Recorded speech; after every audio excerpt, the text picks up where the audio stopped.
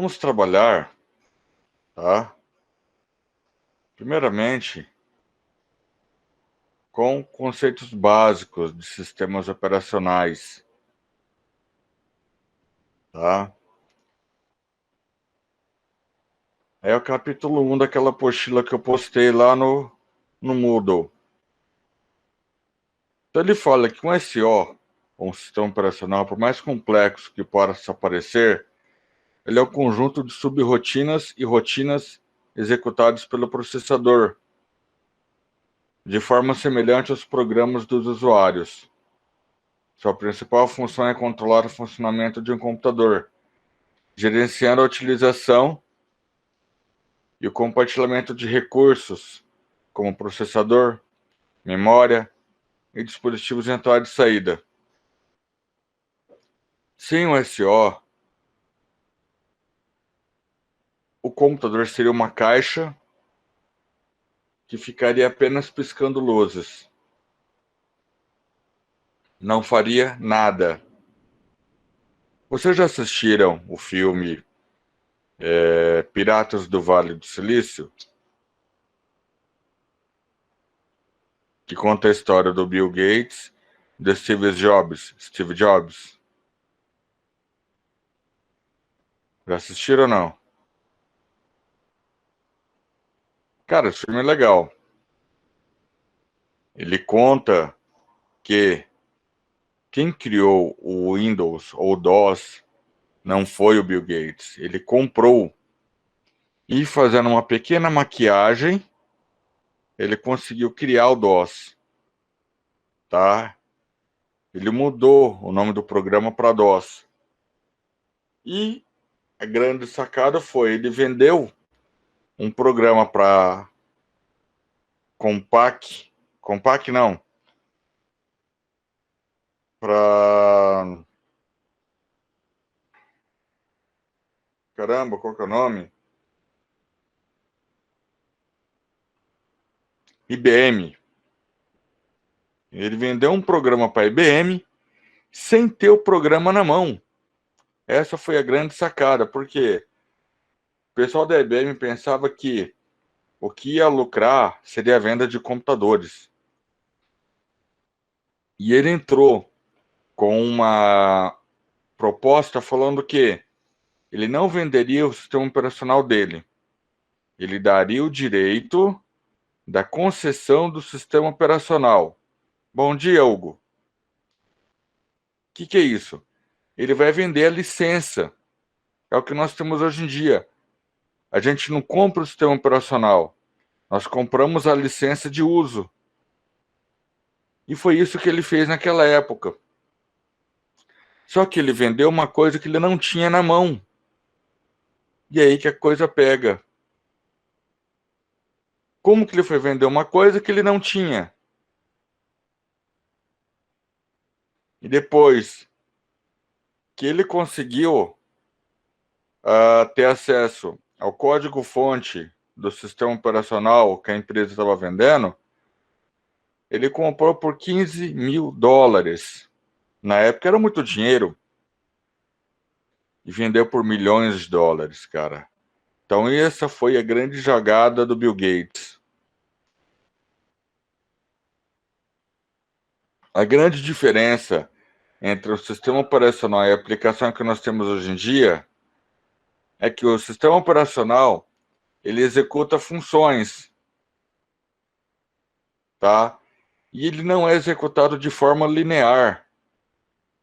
Já o aplicativo ele é executado de forma linear, ou seja, a aplicação ela tem início, meio e fim. E o SO, ele não executa tudo como início, meio e fim. Ele executa de acordo com a necessidade do usuário. E a principal função do sistema operacional é garantir uma facilidade de acesso aos recursos. O que é isso? Quando você abre compartimento de CD e DVD e põe um CD lá dentro, ou um DVD, sistema operacional, não importa como que ele vai fazer, ele vai ler a informação. Quando você abre, por exemplo, o Word, abrir.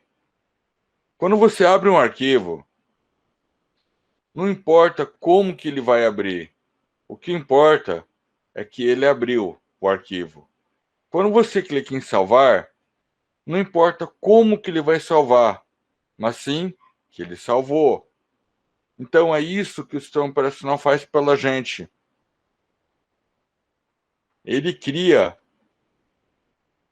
um front-end, que eu chamo, ele cria uma interface que vai estar entre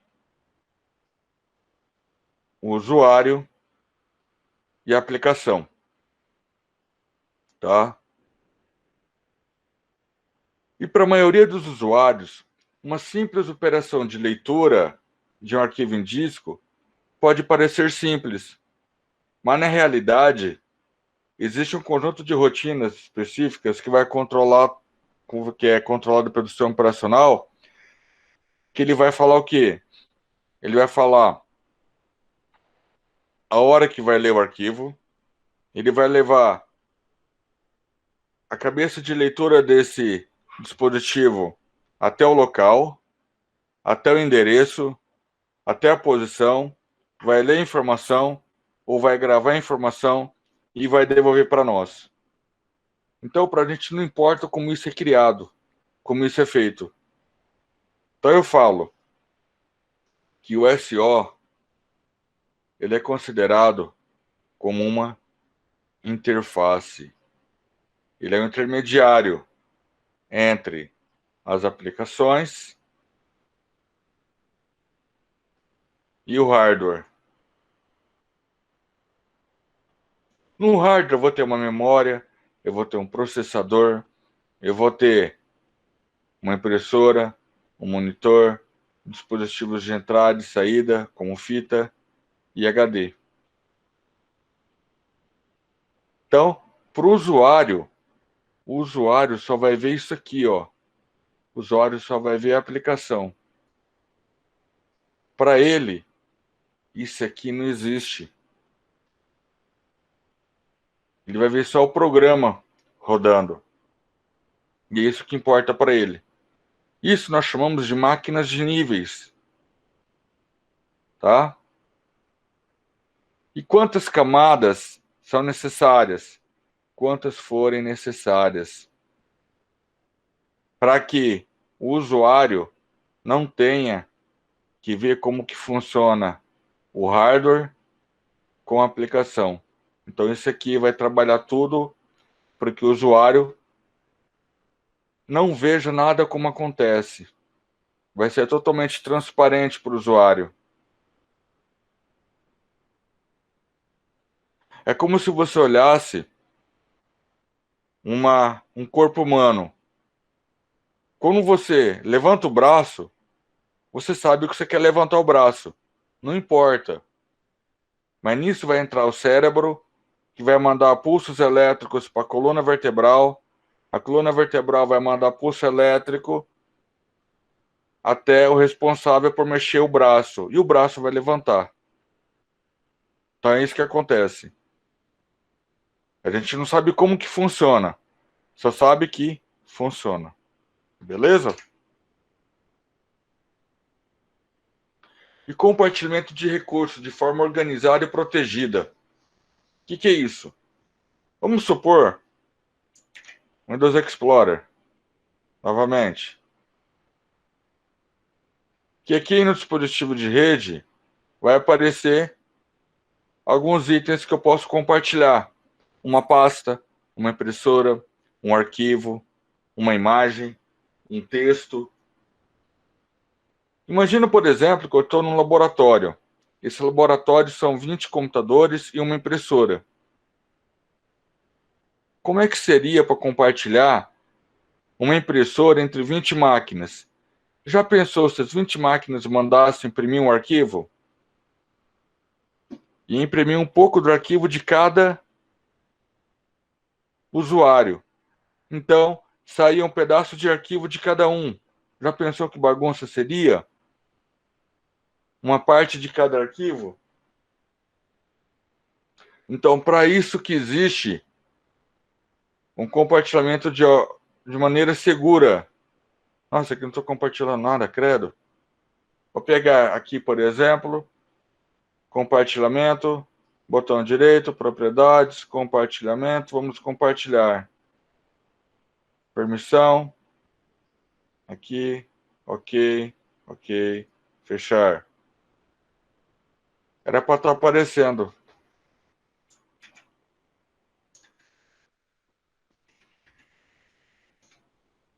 Aqui, por exemplo, estou compartilhando 5 pastas. Nessa pasta tem um arquivo. Vamos supor que eu abri aqui esse arquivo. Aí, no mesmo tempo, o Anderson abriu o mesmo arquivo. Aí a Vitória também.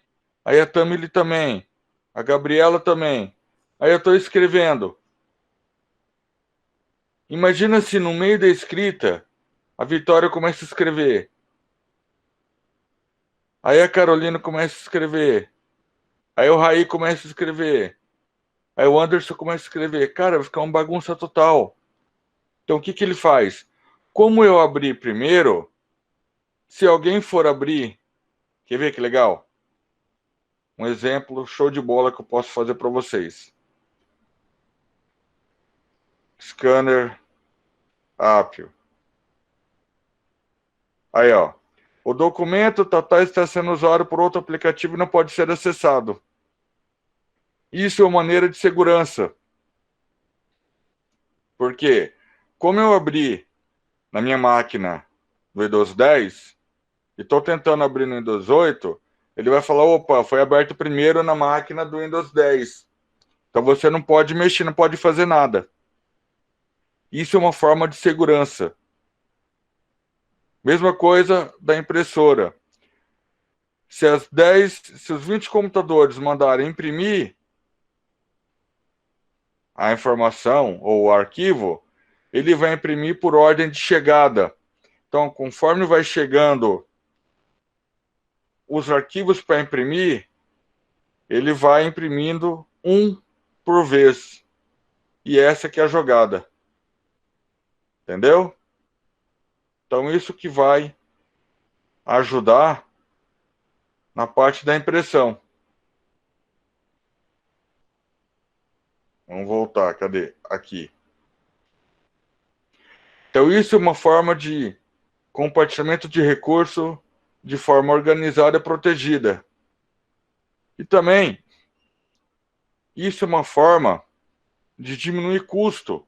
Ao invés de eu comprar uma impressora para cada computador, para cada 20 computadores, para cada um, eu compraria uma única impressora e compartilharia com os 20 computadores. Isso reduz o custo. Então, não é apenas em sistemas multiusuários que o SO é importante.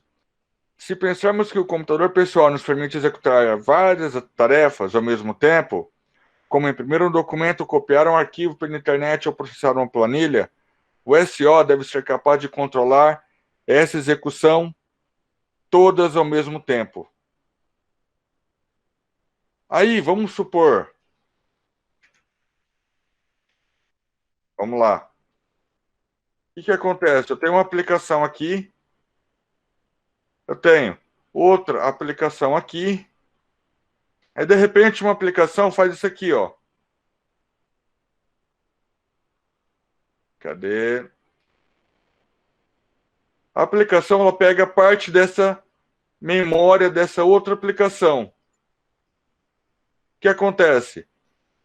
A famosa tela azul, né?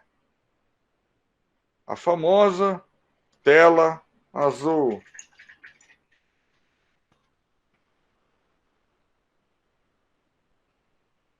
Que a gente está cansada de ver, né? Seu PC teve um problema e precisa ser reinicializado. Nós vamos coletar algumas informações sobre o erro E então vamos reinicializar para você. Como que eu sei a informação, o que pode ter acontecido com o computador? Isso aqui, ó, é o código. O processo pode ter sido morto. O processo pode ter sido finalizado. Como o processo finalizado? Quando eu pressiono Ctrl Alt Del, eu tenho isso aqui, gerenciador de tarefa. E o que acontece? Se eu finalizar um processo importante, eu posso fazer com que o meu Windows reinicialize, ou com que meu Windows desligue, ou com que eu cause um problema grande no meu Windows. Então nós temos que tomar muito cuidado com o que a gente pega e põe o botão direito e finalizar. Ter muito cuidado com isso. Entendeu? Certo? Bora lá então. Galera, como que tá indo a matéria? Vocês acham que tá indo legal? Tá fluindo bem? Pode continuar nessa velocidade? Ou vocês querem que eu vou mais devagar?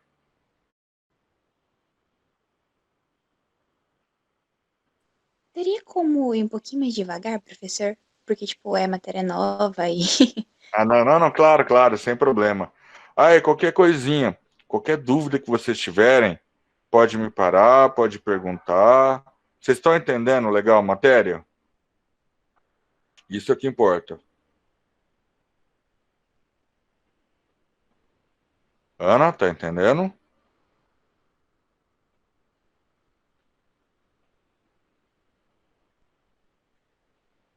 Ana. Eu tô, professor. Só que tem alguns momentos que eu fiquei um pouquinho perdida. Então, nesse caso, a hora de você clicar nesse ícone aqui, ó. Opa, apareceu uma mãozinha no meu nome. Professor, tô com dúvida. Qual que é? Aí você pergunta. Não pode levar nenhuma dúvida para casa, entendeu? Tá bom. Vamos lá então. Piscaquinha que eu apertei o negócio, a tela subiu. Então o que acontece? Máquinas de camadas. O sistema operacional ou computacional, né? Sistema computacional, visto somente sobre a ótica das peças, você vai ver que é um conjunto de circuitos interligados por fios, placas, transistores, que tem pouca utilidade. Se você pegar só os programas que são oferecidos aos usuários, que é armazenado em disco rígido, armazenado em relatório, gera gráfico e assim por diante, também não vai servir nada. Então eles têm que trabalhar juntos, tá? E os primeiros computadores, a programação era realizada em linguagem de máquina, em painéis de fios, exigindo, consequentemente, um grande conhecimento na arquitetura. O que é arquitetura? Seria como o computador funciona. Ou seja, eu vou programar o computador para gravar uma informação no disquete ou no pendrive. Eu vou ter que saber como é que a informação é gravada no pendrive. Eu vou ter que saber como é que essa informação é lida no pendrive. Imagina o trampo que é. E isso era feito de início. E era uma grande dificuldade para os programadores da época.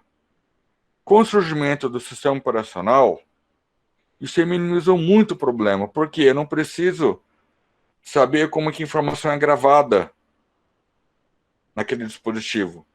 Eu só vou pegar um bloco de programação já criado por alguém e usar no meu programa. Quando eu mando salvar, existe um bloco de programação que já faz isso, eu não preciso fazer de novo. Então já existe tudo feito. Por exemplo, esse programa que eu estou tentando abrir, ele foi criado por outro programa chamado Delphi. tá? Então, aqui, por exemplo, visor recebe o visor mais o botão que foi pressionado. Enter. Então, isso aqui é um tipo de programação. Não importa que botão que eu vou apertar. Como que ele vai fazer isso? Ele apenas vai fazer, estou falando. O que vai aparecer no visor vai ser o resultado do visor mais o que eu apertar.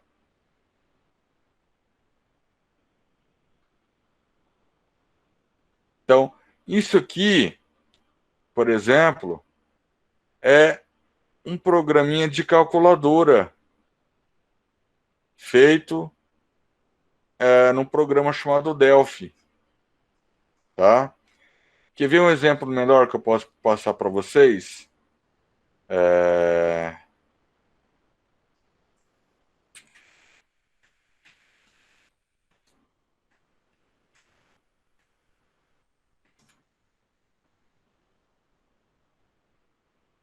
No todo lugar nós temos um programa, um botão sair ou fechar. Como que é feita a programação dele? Ele pega um programinha, tá? Esse programa, o legal dele, que você pega e monta a interface gráfica dele, ó. Botão sair. A pessoa clica 2 vezes nesse botão e digita close. Pronto. Programei o botão sair. Que legal. Basicamente isso. Eu tenho o botãozinho sair, clico 2 vezes nele, vai cair nessa tela. Aí o que acontece? Se a caixa de mensagem aparecer, deseja sair, ela vai ser um tipo de aviso. Ó, o aviso aqui em cima.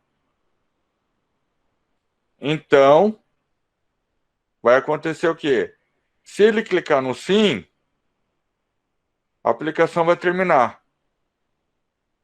Caso contrário, ele vai abortar, que é o não. Então, isso aqui é uma forma de você programar o botão sair. Que maravilha! Então, é muito mais prático você programar, muito mais fácil você programar. Agora imagina, por exemplo, isso aqui, vocês vão ver mais para frente, algoritmo. Não sei se já está tendo aula de algoritmo. Vocês vão ver, vão trabalhar o programinha Visual G. Isso. Vocês vão ver que é uma receita de bolo. Vocês vão trabalhar com o programinha Visual G. Agora, olha só que complicado.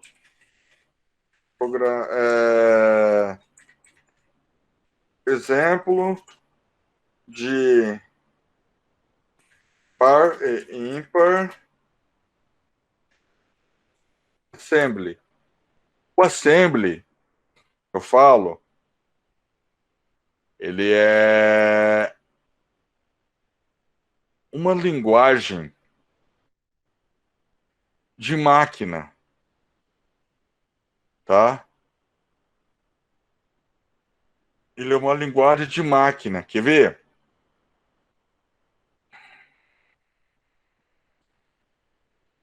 Calcular a média de 5 números digitados pelo usuário. Deixa eu ver se eu consigo achar aqui um exemplo para mostrar para vocês.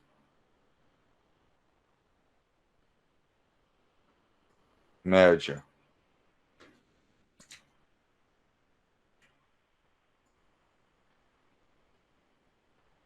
Ou tanto que eu tenho que fazer, cara.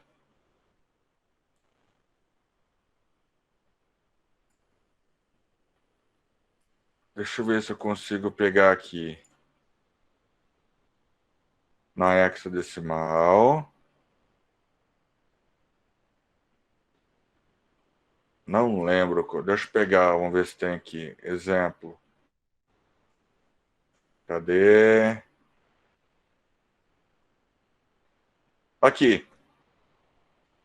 Isso aqui é um exemplo condicional. Se D menor que A, vai fazer isso aqui. Caso contrário, vai fazer isso aqui. Enquanto A menor igual a B, vai fazer isso aqui. Tá vendo? 1, 2, 3, 4, 5, 6 linhas, por exemplo. Um programinha, um algoritmo. Em assembly, ele é mais complicado. Olha isso aqui. Como é complicado. Ó, cadê um exemplo? Isso aqui é em código C, né? Olha em assembly como é que fica.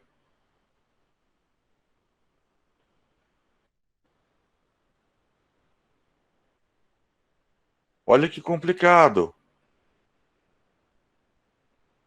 Então, isso aqui é linguagem de máquina, tá? CMPL, JNE, MoveL, ADDL. Então, comparação de EAX com EBX, JNE, MoveL, EDX, ECX, MoveL, EAX, EDX, adiciona ECX, EDX. Olha que complicado. Então, é muito mais prático a linguagem de alto nível que a gente fala. Linguagem C. Imagina toda vez ter que ficar programando assim. Eu ia ter que conhecer como que funciona a impressora, como que funciona um pendrive, como que faz para gravar um pendrive, como que faz para mandar informação para a impressora, como que a informação vai trabalhar com essa... Como que a impressora vai trabalhar com a informação. Então era muito complicado. Com o surgimento do sistema operacional, ajudou bastante. E aqui ele fala, o computador pode ser compreendido como uma máquina de camadas. Igual, quando nossos pais olham para o computador, nossos pais vão ver programa e a máquina. Quando vocês olham para o computador, agora, vocês vão ver programa, sistema operacional e a máquina, o hardware. Com o passar do curso, vocês vão ver o quê? Vai aumentar os níveis. Vocês vão saber o que é aplicação, o que é utilitário, sistema operacional, linguagem de máquina, microprogramação e circuito eletrônico. Então, quanto mais informado vocês serão, mais camadas vocês vão conhecer. Quanto mais alta for essa camada, menos complexa ela vai ser.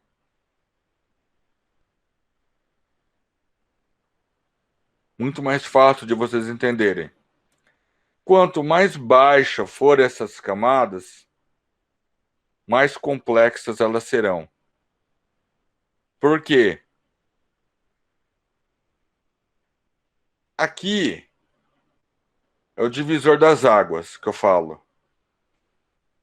Aqui uma linguagem de baixo nível, linguagem de máquina. Aqui uma linguagem de alto nível. Por exemplo, C, mais é aqui.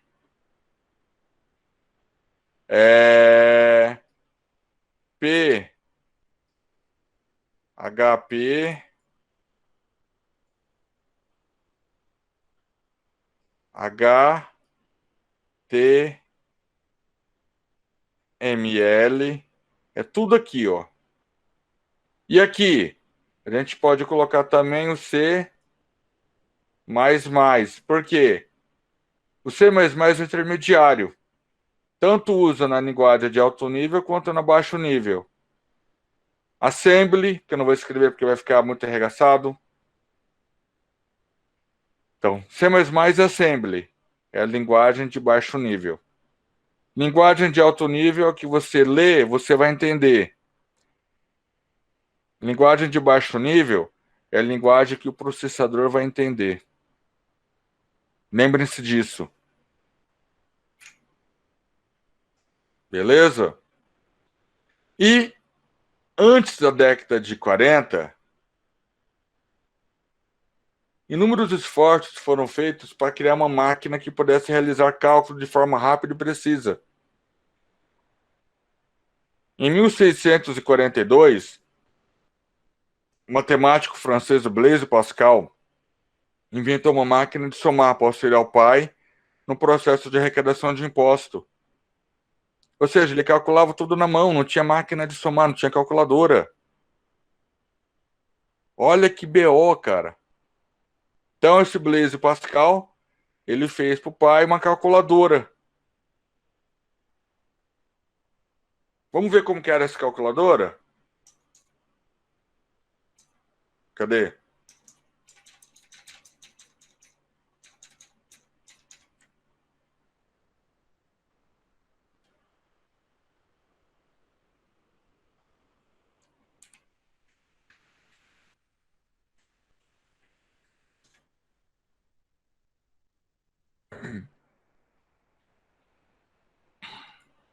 A calculadora, como que era?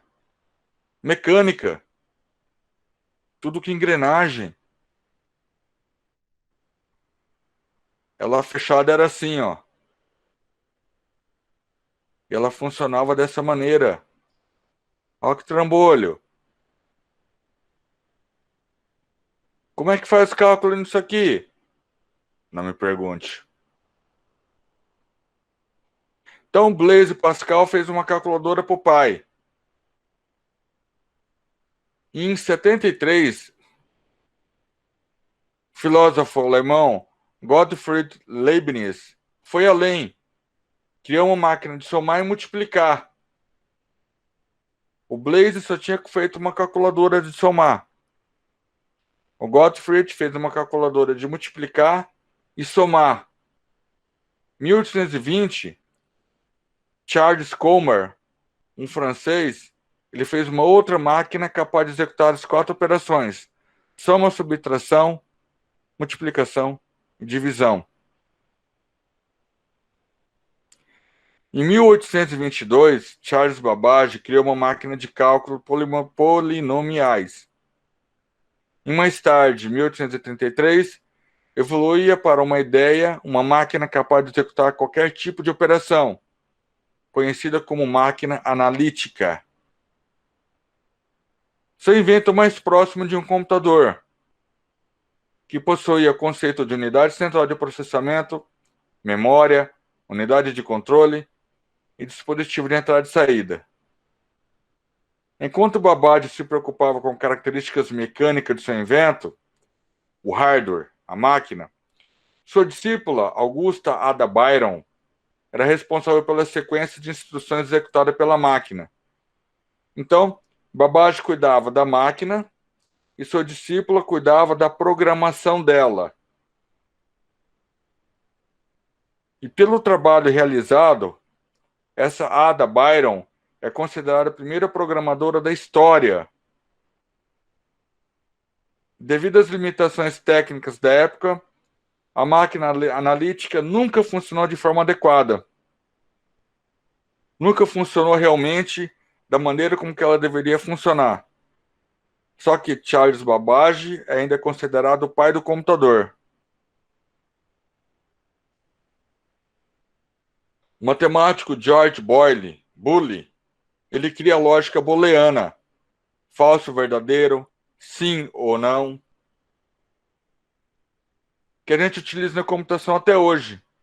O conceito dessa lógica binária, 1 e 0, falso, verdadeiro, sim, não. Ele fazia isso através de relés e válvulas. Quando a válvula acendia, era verdadeiro. Quando a válvula apagava, era falso. Entendeu? E, no final do século XIX, Hermann Hollerith criou um mecanismo de cartões perfurado para acelerar o processamento do censo.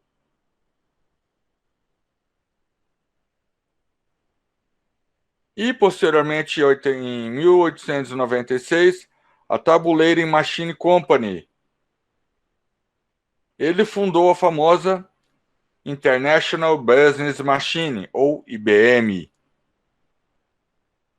Em 1924, ele fundou a IBM. E a utilização desses cartões perfurados duraria séculos. Deu início aos famosos disquetes. Disquete que salvaria informação. É o cartão perfurado que nós temos hoje em dia.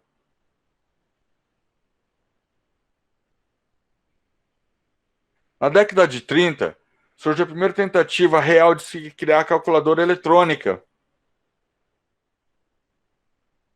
onde na Alemanha Konrad Zuse desenvolveu o Z1, baseado em relés também, e que utilizaria a lógica binária na Alemanha. Já nos Estados Unidos, os americanos John Vincent e Clifford Berry desenvolveram uma máquina de cálculo de equações lineares. Para muitos, a Atanasoff Berry Computer é considerado o primeiro computador eletrônico da história, e não do Konrad Zuse. Tá? Em 1937, o matemático Alan Turing desenvolveu a ideia da máquina universal, ou máquina de Turing. Década de 40, Segunda Guerra Mundial, desencadeou o desenvolvimento dessas máquinas que pudessem acelerar o procedimento manual para fim militar. Ou seja, toda evolução que nós temos na tecnologia foi causada pelas guerras mundiais. Primeira Guerra Mundial e Segunda Guerra Mundial. Posteriormente, Guerra Fria. Então, o que acontece? O primeiro computador criado foi esse trambolho aqui, ó. Vamos ver, ó que bonito. Computador. Era desse jeito. Então ligava-se os painéis dele, ó que louco. Aqui, aqui, aqui, aqui é emaranhado de fio. Olha que bagunça, galera, para ligar. As válvulas que eu falei, ô caramba. As válvulas que eu falei para vocês, essas lâmpadas enormes. Olha o tanto de válvula que ficava piscando. Acende, apaga, acende, apaga, acende, apaga. Fala, Ana. Professor, é verdade que o primeiro computador, ele era do tamanho de um caminhão, porque eu vi isso em algum lugar, não lembro onde. Não era o tamanho de caminhão, Ana. Tamanho de um prédio. Por que Meu que eu Deus. falo isso? Univac, ENIAC. Acho que é esse aqui. Quer ver? Deixa eu... Ó, mais um dos computadores, Ana. Ele pegava a parede inteira do local. Ó. Ó. Ele pegava a parede inteira. Então era uma sala cheia de painéis. Esse aqui foi o primeiro computador. ENIAC. Tá? Olha o trambolho que ele era. Olha isso aqui. Já pensou vocês programarem isso aqui? Demorava-se semanas.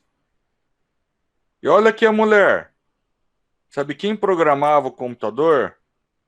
As mulheres. Por quê? Alguém pode me responder? Por causa das mãos delicadas ou algo assim? Quase. A paciência. As mulheres tinham uma paciência de Jó. Olha aqui, Ana, o computador que eu te falei. Olha o tamanhozão. Minha Nossa Senhora. Isso aqui, para calcular a trajetória de um míssil, por exemplo, que hoje em dia um celular consegue fazer, por exemplo. Uma calculadora consegue fazer. Então, o primeiro computador com propósitos genéricos para calcular qualquer coisa. E nós não tínhamos monitor. Era uma impressora que saía o papel e dava o resultado. Aí veio o ENIAC. Cadê o ENIAC? Aqui, ó. Aqui é uma evolução do computador. Eu falei para vocês. Ó, entenderam? Que bonito, já é uma evolução do computador. Então, em 43, na Inglaterra, o Alan Turing estava envolvido no desenvolvimento de uma máquina chamada Colossus para decifrar o código das mensagens alemãs.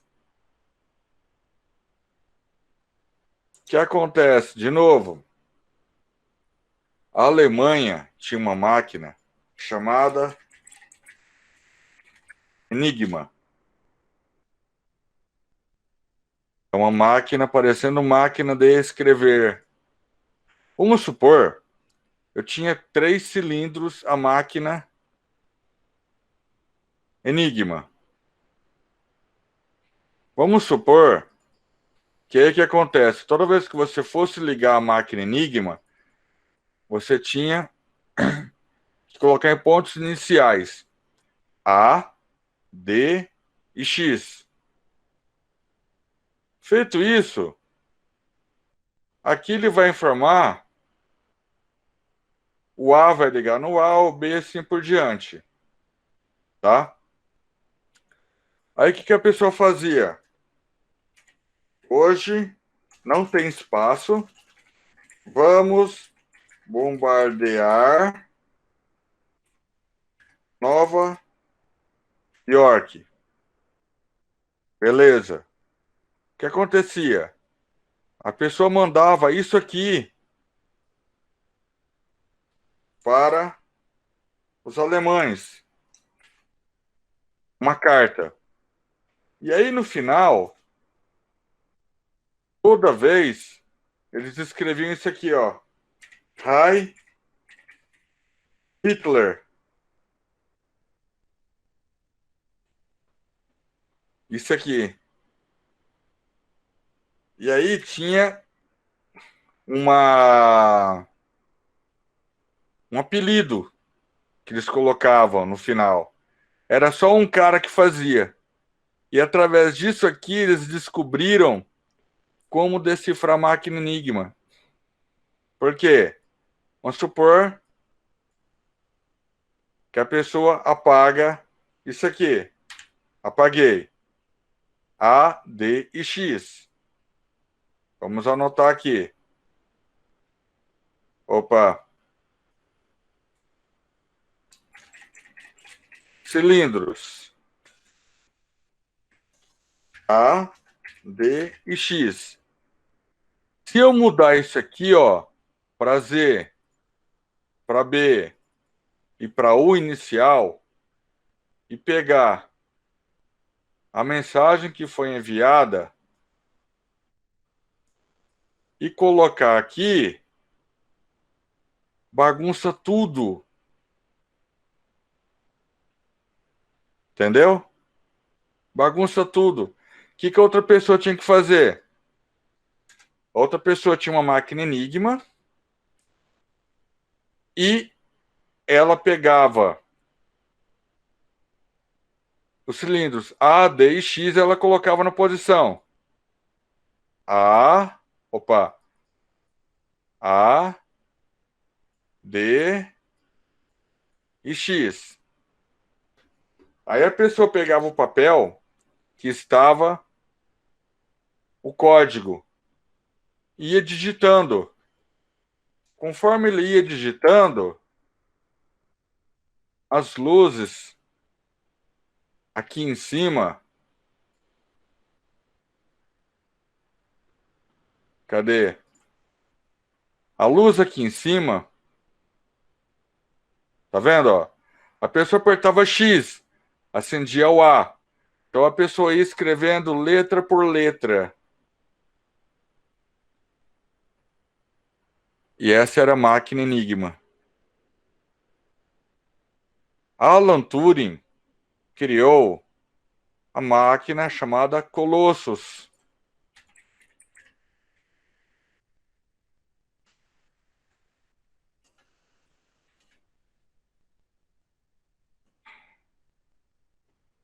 que é essa máquina aqui, ó.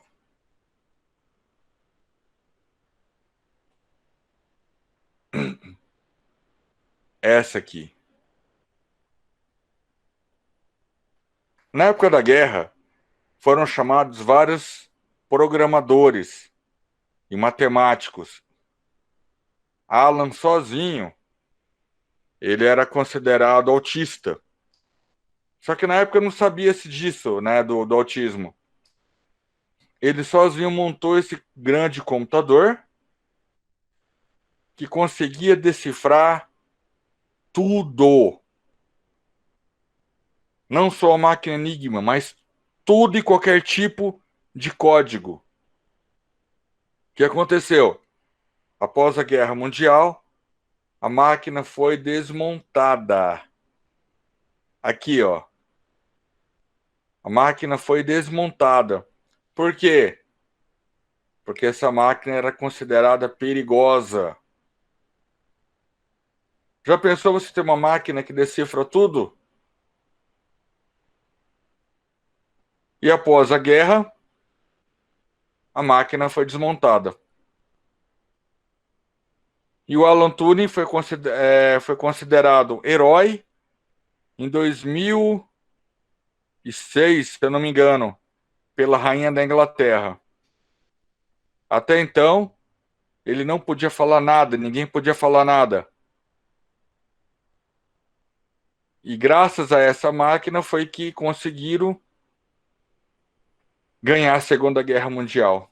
Graças à máquina de Turing. Legal, né? Porque aqui o que acontece? Quando você entra com W, ele vai para V, de V.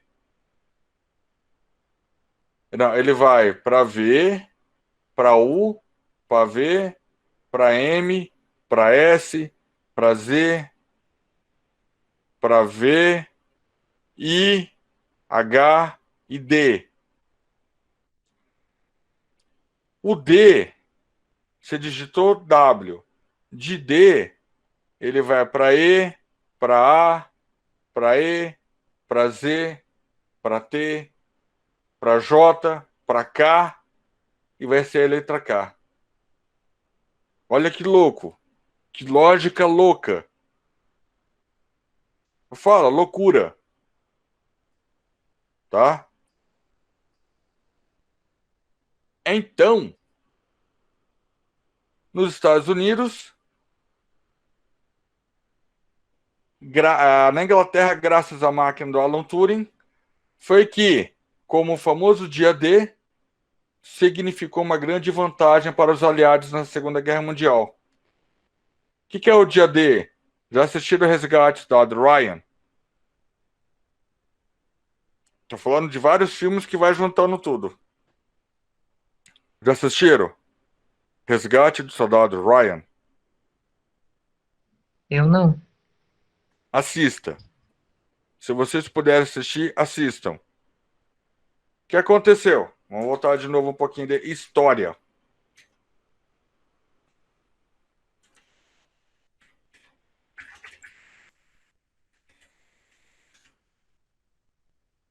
A Praia da Normandia, imagens. O que acontece? Foi a famosa Guerra do Dia D, Praia da Normandia, onde chegavam os barcos com as tropas, e aqui tinha vários bunkers que a galera ia metralhando, né? Foi a guerra mais massacrante que nós tivemos, cara. Porque conforme ia chegando as tropas, aqui, ó, conforme as tropas iam chegando, já mal abria o compartimento, a galera já ia sendo metralhada. O que acontece? Bem aqui atrás da Praia da Normandia, foi que pousaram vários paraquedistas, graças a essa máquina do Alan Turing. Enquanto uma galera entrava por aqui, os paraquedistas entravam por aqui, ó. Gabriela, vale a pena, viu? Outra minissérie que vocês podem assistir, que dá para entender legal, é essa aqui, ó. Band of Brothers e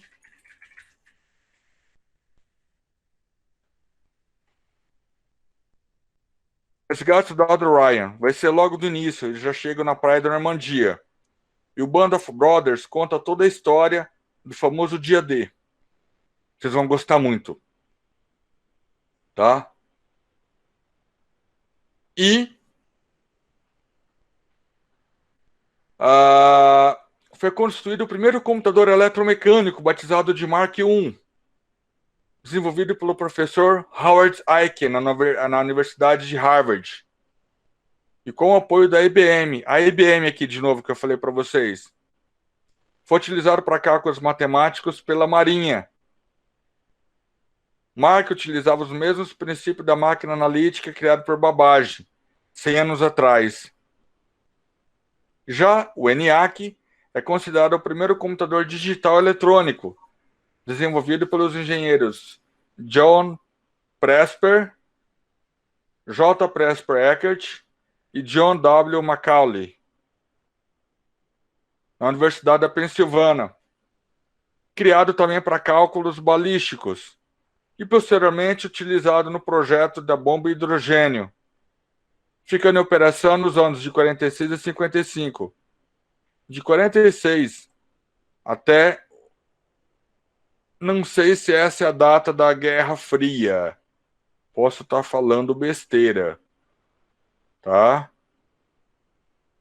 Mas era uma guerra, pode ser considerada uma terceira guerra mundial, por exemplo, onde não teve tiro, não teve morte, teoricamente.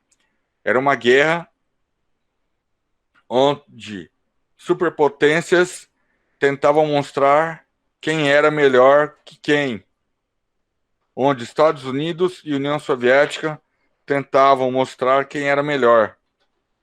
O famoso socialista e capitalismo, né? Era um computador bem básico. Possuía 17 mil válvulas, 10 mil capacitores, 70 mil resistores e pesava 30 toneladas. Só 30 toneladas.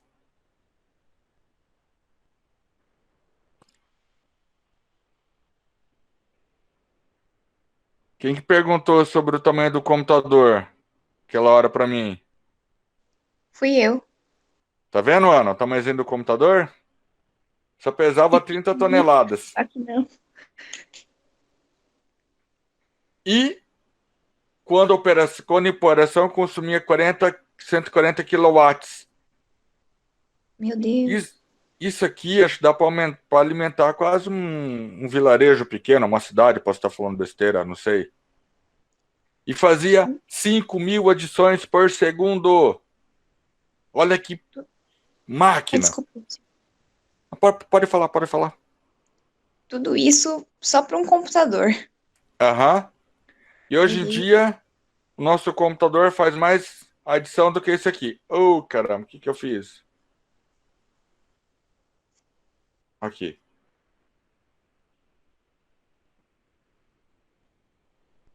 Perdi, perdi, perdi. Cadê? Aqui. E para trabalhar com a ENIAC era necessário conhecer profundamente o funcionamento da máquina. Por quê? A programação era feita por painéis, igual eu mostrei naquela foto para vocês, através de 6.000 conectores, utilizando linguagem de máquina. Levava-se alguns dias para você programar, uma tarefa simples, e para desprogramar minutos, que era só puxar os cabos. Corretamente programado, um cálculo que levasse 24 horas manualmente para você fazer, era resolvido em menos de 30 segundos. A diferença entre a velocidade de processamento e o tempo necessário para codificar um programa passou a ser um grande problema a ser resolvido. Por quê? Se eu fosse fazer à mão, demorava-se 24 horas. A máquina demorava 30 segundos. Só que para me programar, demorava dias. Será que vale a pena?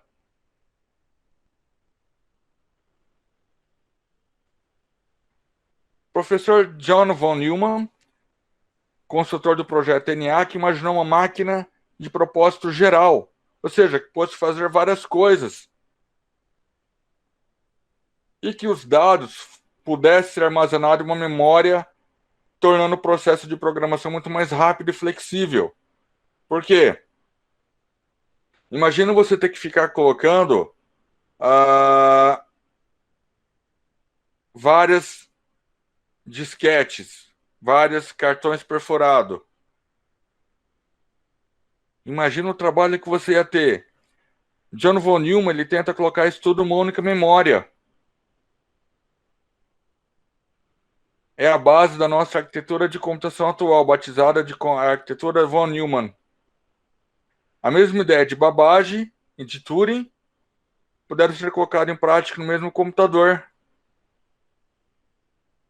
E o primeiro computador a implementar o conceito programa armazenado foi o EDSAC, desenvolvido pelo professor Maurice Wilkes, da Universidade de Cambridge.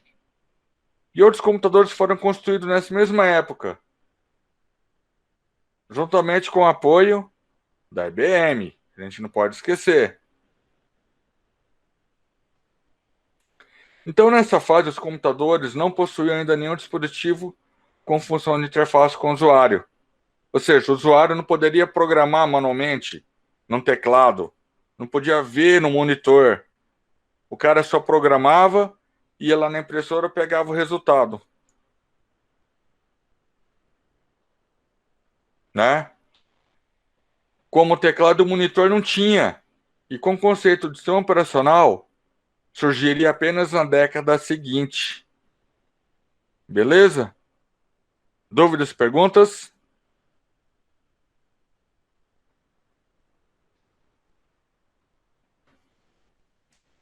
Galera, perguntas?